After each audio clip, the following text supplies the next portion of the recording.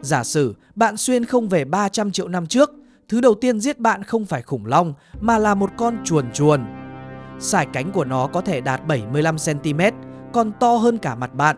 Nó chuyên săn các động vật có xương sống cỡ nhỏ. Còn dưới chân nó là một con cuốn chiếu khổng lồ dài 2,5 mét, thậm chí còn dài hơn bạn. Chỉ tiếng nó bò ngang qua thôi cũng đủ làm bạn rụng rời.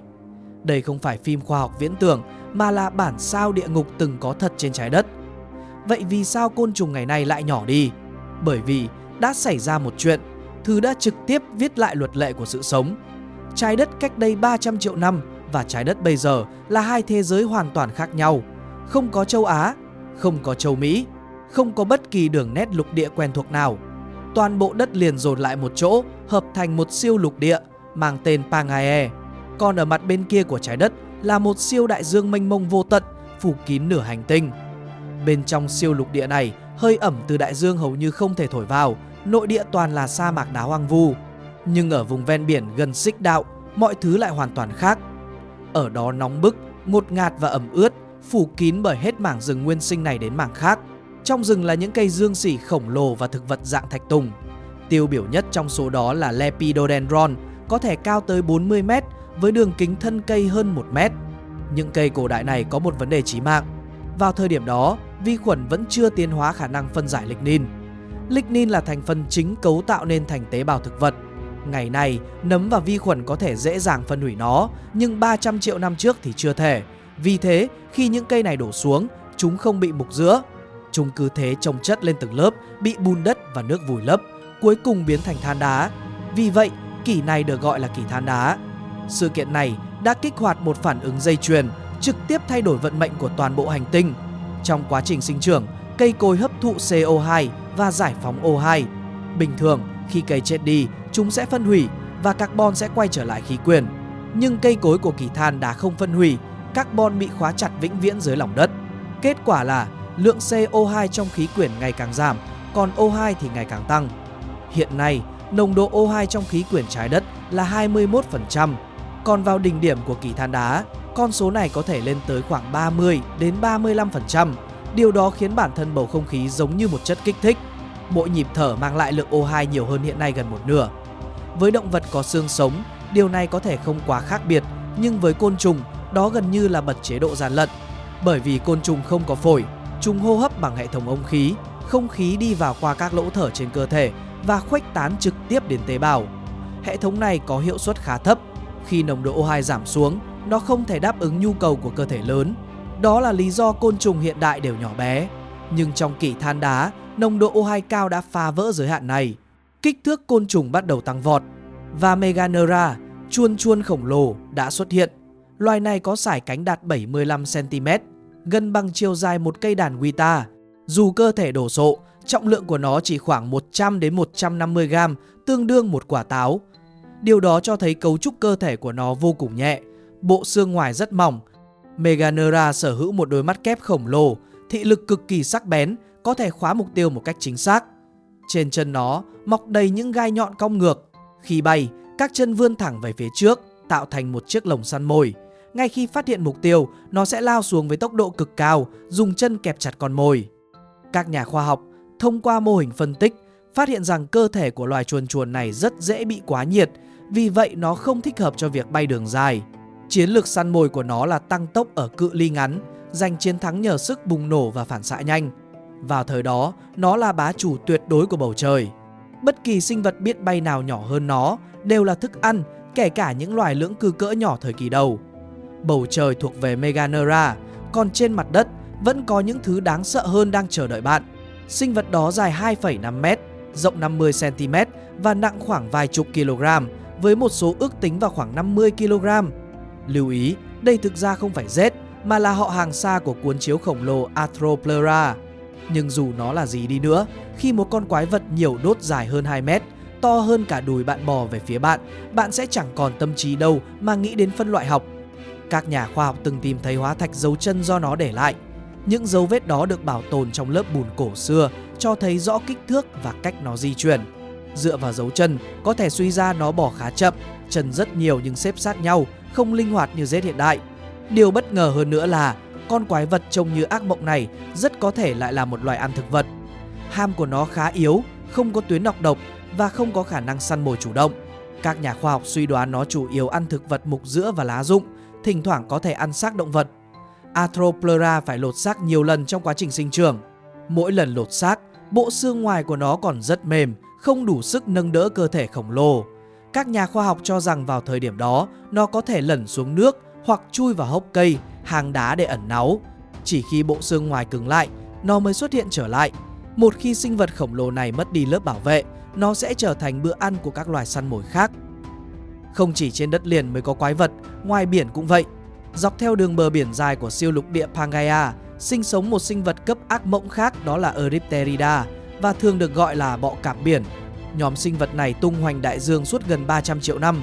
Trong đó, loài lớn nhất là Zachelopterus rhenanii, với chiều dài có thể đạt khoảng 2,8 mét. Đây là một trong những động vật chân khớp lớn nhất từng được biết đến. Cơ thể bọ cạp biển được chia thành 3 phần: đầu, thân và đuôi. Trên đầu có một cặp mắt, ở thân có các chi giống mái chèo giúp nó bơi lội. Ở cuối đuôi có một chiếc gai nhọn, nhưng đáng sợ nhất là cặp càng khổng lồ ở hai bên đầu, phủ đầy gai nhọn chuyên dùng để săn mồi. Các nhà khoa học đã phân tích bộ xương ngoài của nó và phát hiện rằng ngoài cặp càng ra, các phần giáp khác đều khá mỏng và nhẹ. Điều đó cho thấy dù có kích thước khổng lồ nhưng nó không hề nặng nề. Trong nước, nó vô cùng linh hoạt. Nó có thể lơ lửng, tăng tốc và đổi hướng gấp. Trong đại dương thời đó, nó là kẻ săn mồi đỉnh cao. Nó săn các động vật chân khớp khác và nhiều loài cá. Tuy nhiên, trong họ bọ cạp biển, Zachelopterus có thể chưa phải là loài nặng nhất. Một loài khác thuộc chi Hibbertopterus, dù chỉ dài khoảng 1,8 đến 2 mét, nhưng cơ thể rộng và dày hơn, lớp giáp cũng nặng hơn. Các nhà khoa học từng phát hiện dấu vết nó bò trên cạn. Những dấu tích đó cho thấy nó di chuyển khá chậm, cơ thể kéo lê tạo thành một rãnh dài trên mặt đất. Nó nhiều khả năng là loài sống đáy, lục lọi thức ăn trong lớp bùn dưới đáy biển, thỉnh thoảng bò lên bờ. Nhắc đến đại dương, không thể không nói tới một sinh vật còn cổ xưa hơn, đó là Trilobite, còn gọi là bọ ba thùy. Trilobite còn cổ hơn nhiều so với các cự trùng thời than đá. Chúng xuất hiện từ khoảng 500 triệu năm trước và tồn tại cho đến cuộc đại tuyệt chủng cách đây khoảng 250 triệu năm.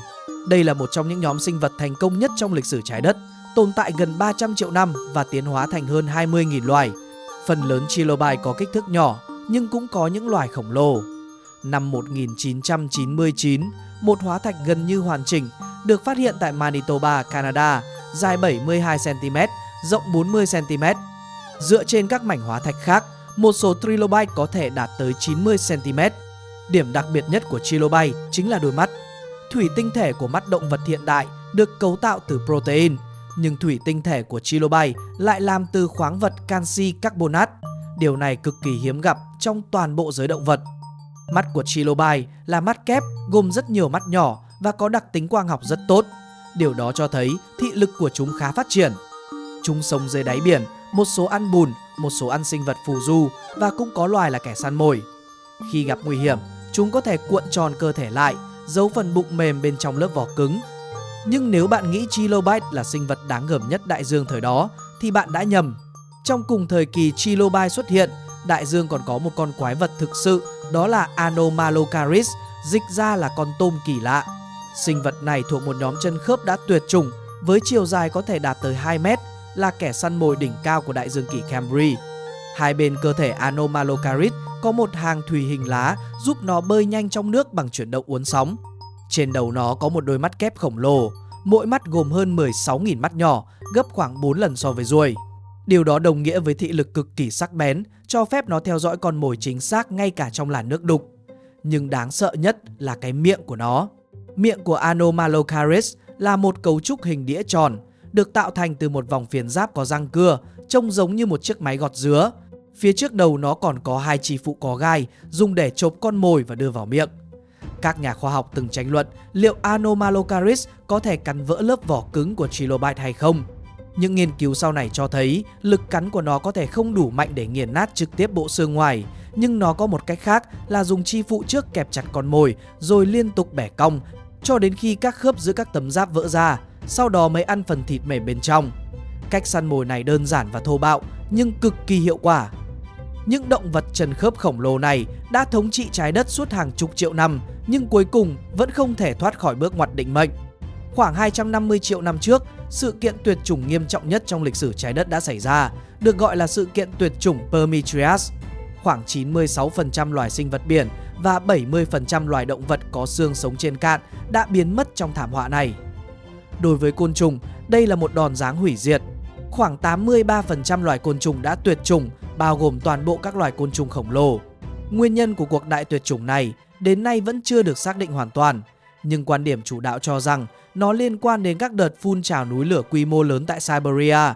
Hoạt động núi lửa kéo dài hàng triệu năm đã giải phóng lượng lớn CO2, khiến nhiệt độ toàn cầu tăng vọt, đồng thời làm nồng độ O2 bắt đầu suy giảm.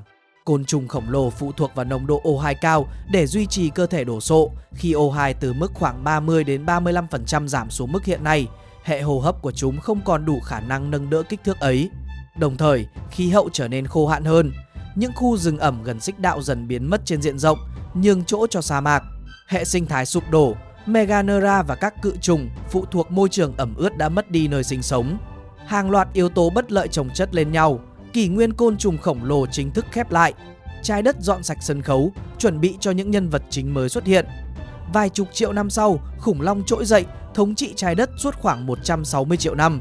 Sau đó, động vật có vú tiếp quản thế giới cho đến khi loài người chúng ta xuất hiện. Nhưng côn trùng chưa từng biến mất. Chúng chỉ nhỏ lại, trở nên tinh vi hơn, hiệu quả hơn và thích nghi tốt hơn với mọi môi trường khắc nghiệt. Ngày nay, trái đất có hơn 1 triệu loài côn trùng đã được biết đến, chiếm hơn một nửa tổng số loài động vật đã được ghi nhận. Chúng có thể không còn là những quái vật khổng lồ, nhưng vẫn là nhóm sinh vật thành công nhất trên hành tinh này. Còn những sinh vật khổng lồ của 300 triệu năm trước thì vĩnh viễn bị phong ấn trong đá, chờ đợi chúng ta khám phá câu chuyện của chúng. Xin cảm ơn các nhà khám phá đã tham gia hội viên của kênh và tất cả bạn đã ủng hộ qua Super Thanks, Super Stickers, Super Chat. Sự đồng hành của các bạn giúp Nusic duy trì và nâng cấp chất lượng nội dung mỗi ngày. Mình luôn trân trọng, ghi nhớ và sẽ nỗ lực làm tốt hơn trong từng video để mang lại những nội dung hữu ích nhất cho mọi người.